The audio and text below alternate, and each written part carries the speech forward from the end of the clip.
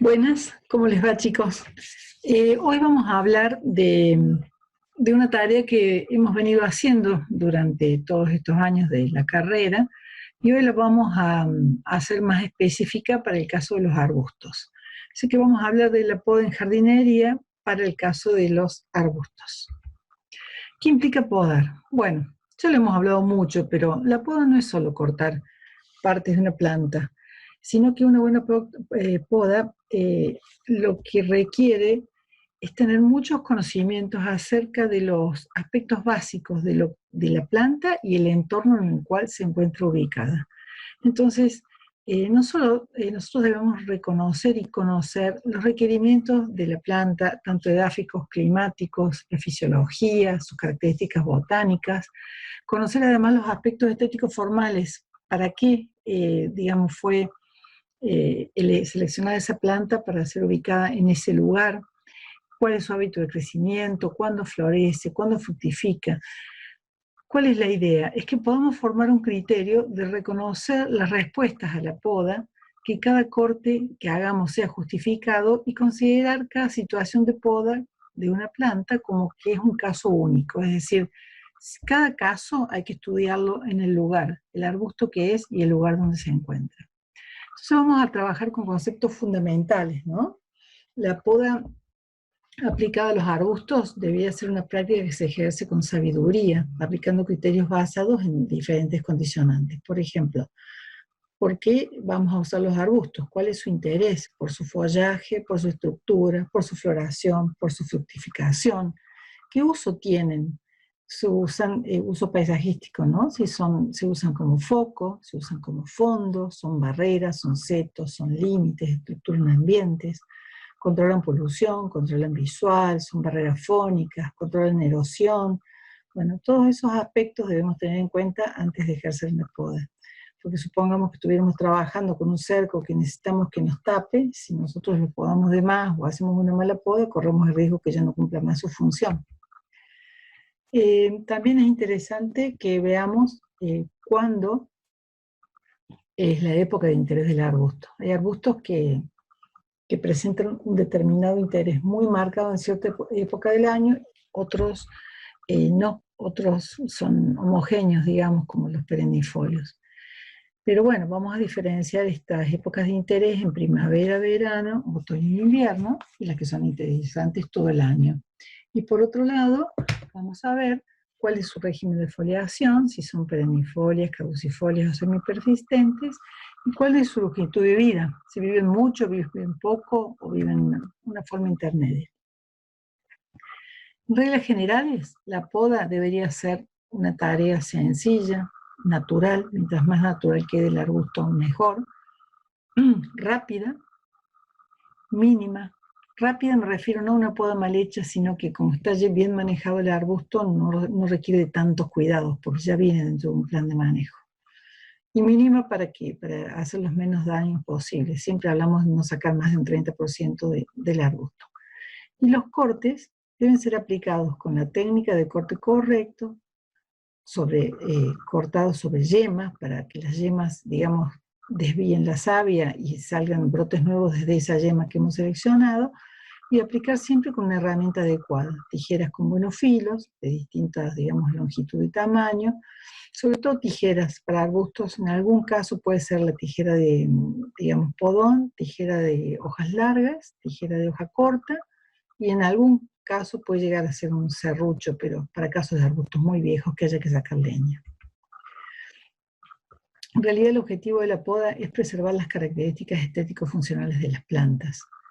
Tendríamos que llegar a eso. Entonces, fíjense acá, les muestro dos ejemplos. Esto es una Wisteria sinensis, una glicina, y esto es Clematis, Clematis una trepadora. En ambos casos son foco de atención de un jardín. En este caso, esta glicina está apodada con forma de árbol, si ustedes ven, ¿no? Lleva una forma determinada. Y la planta mantiene una floración que es de mucho interés y el follaje, por ejemplo, no la tapa. Entonces eso se debe al tipo de poda que se le ha hecho. Y en este caso, una poda muy conducida en esta trepadora, y acá también, en estos arbustos que hacen como de columna, y esta trepadora que se conduce a lo largo de un arco, también con el objetivo de señalizar, por ejemplo, un ingreso.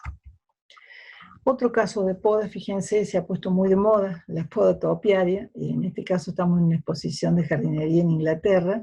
Fíjense cómo se trabajan estos perfiles de los arbustos que son los buxus, que se prestan para este tipo de poda topiaria, al igual que estos ligustros que tenemos acá, y cómo contrastan con los parterres o canteros interiores trabajados con plantas, digamos, de aspecto mucho más silvestre. En este caso, la poda cumple también un aspecto fundamental en lo que es la prolijidad del espacio e interviene muchísimo en el diseño de ese espacio. Este espacio depende de la poda de estos arbustos para que luzcan de este modo.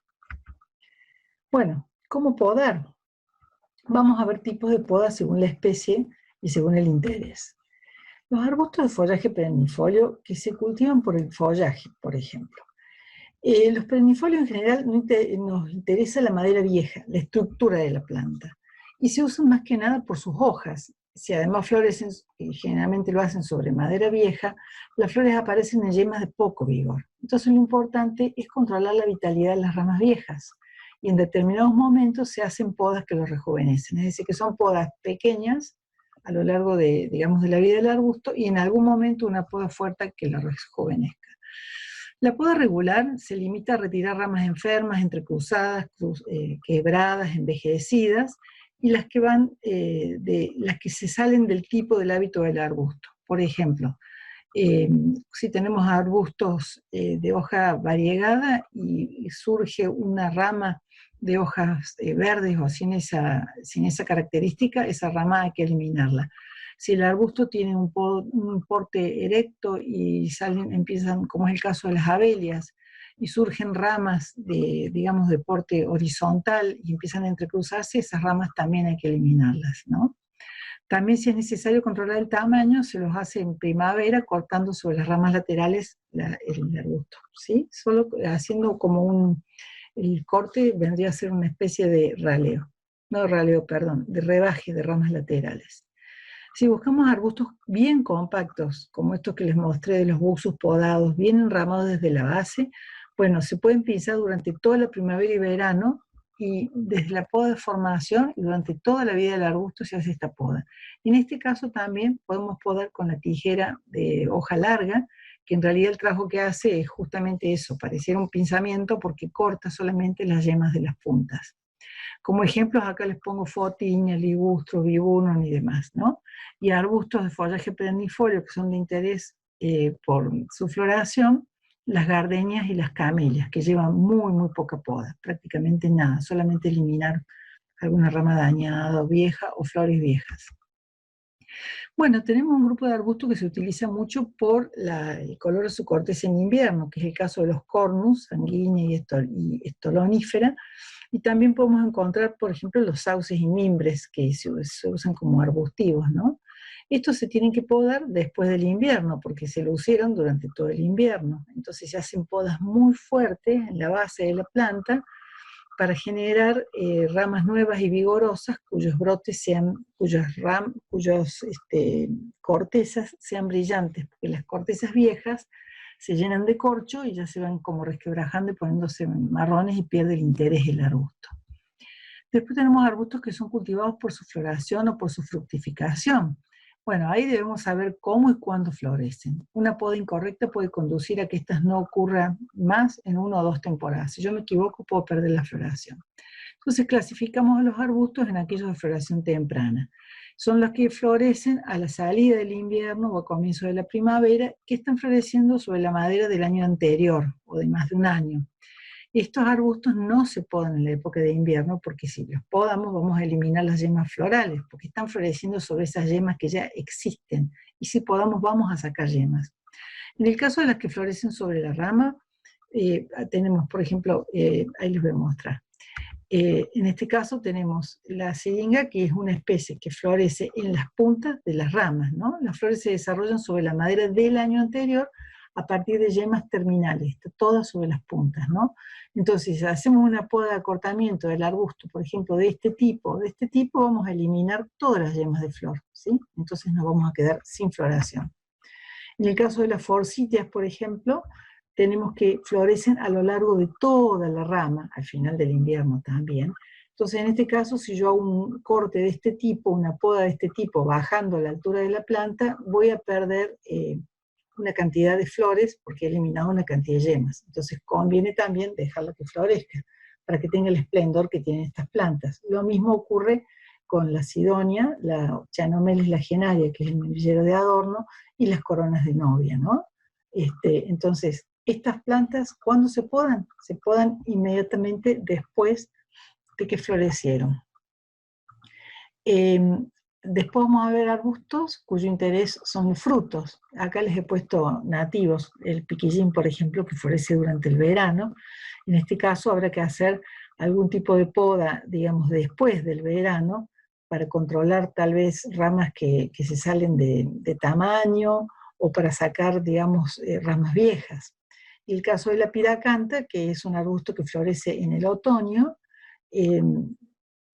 fructifica en el otoño y florece en primavera. Entonces, si quisiéramos hacer, por ejemplo, algún tipo de poda para lucir solamente la fructificación, deberíamos estar podando inmediatamente después que fructifica y permitir el crecimiento de primavera, de las flores de primavera, para que volvamos a tener frutos al año siguiente.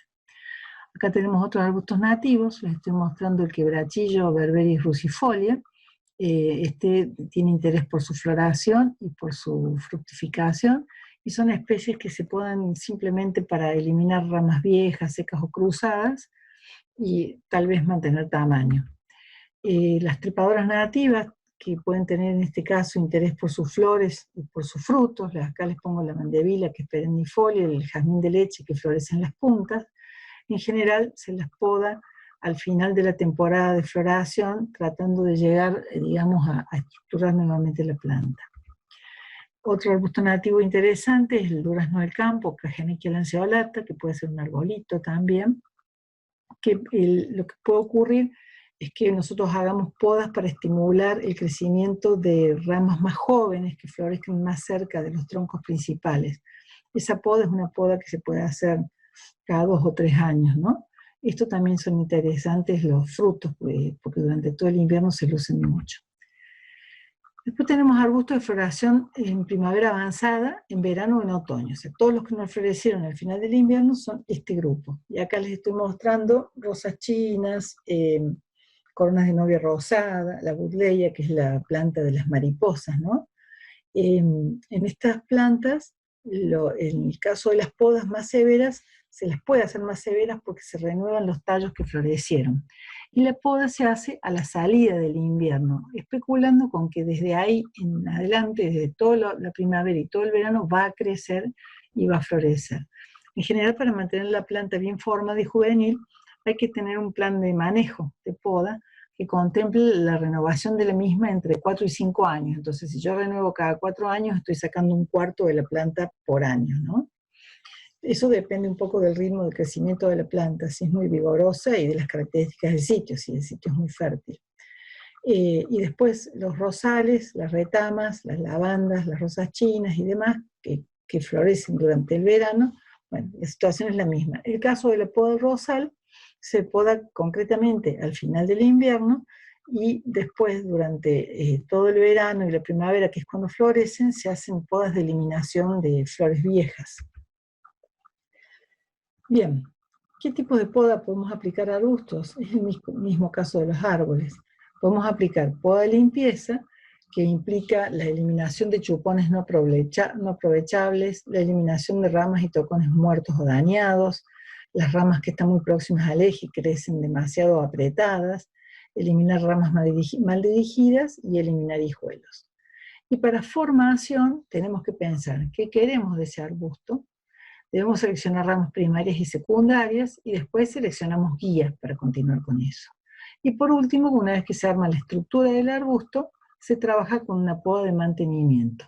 Es decir, una vez formado, se lo mantiene en el tamaño y en la estructura requerida. Fíjense qué interesante esto, la clasificación por época de podas. En este caso dividíamos, ¿se acuerdan? La poda en seco y la poda en verde.